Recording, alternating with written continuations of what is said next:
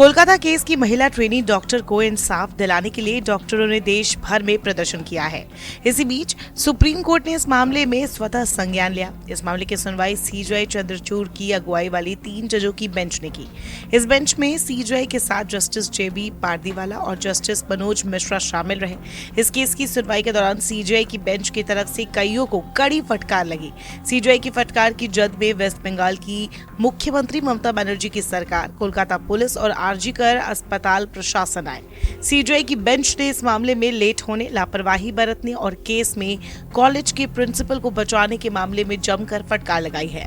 साथ ही सीजेआई की बेंच ने इस मामले में सीबीआई को गुरुवार तक स्टेटस रिपोर्ट सौंपने के आदेश दिए हैं। गौरतलब है कि इस केस की जांच अब सीबीआई के हाथों में है।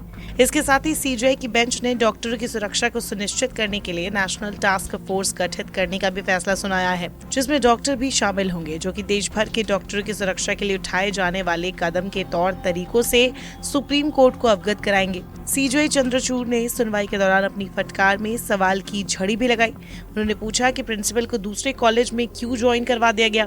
साथ ही सबसे बड़ी बात इस केस में ये रही कि पीड़िता की पहचान तक उजागर कर दी गई, जिसको लेकर भी सीजेआई की बेंच ने कड़वा लहजा अपनाया। सीजेआई की बेंच ने कहा कि पीड़िता की तस्वीरें और नाम सोशल मीडिया पर उजागर होने की वजह से कोर्ट काफी चिंतित है। हर जगह पीड़िता की पहचान उजागर हो चुकी है, जबकि ऐसा हरगिज नहीं होना चाहिए था। सीजेआई ने वेस्ट बंगाल सरकार से सवाल किया कि क्या इस मामले में आरजीकर मेडिकल कॉलेज और अस्पताल के प्रिंसिपल ने सुसाइड वाली बात अपने मन से कह दी थी। साथ ही ये भी सवाल किया गया कि क्या इस मामले की सूचना मृतका के माता पिता को देर से दी गई थी, क्या उनके माता पिता को मिलने नहीं दिया गया था। वेस्ट बंगाल सरकार के बाद सीजेआई की बेंच ने अस्पताल प्रशासन की भी जमकर क्लास लगाई। जब पीड़िता की जान ले ली गई तो उस वक्त उसके माता पिता उसके साथ नहीं थे।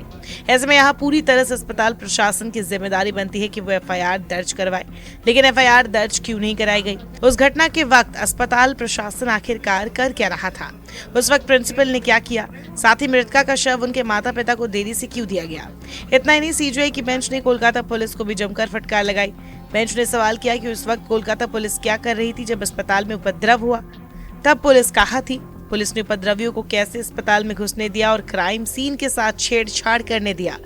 अंत में सीजेआई की बेंच ने सीबीआई को गुरुवार तक स्टेटस रिपोर्ट पेश करने को कहा है। साथ ही ये भी कहा है कि चूंकि इस मामले की जांच अभी नाजुक दौर में है, इसीलिए इस रिपोर्ट को डायरेक्ट सुप्रीम कोर्ट में पेश किया जाए।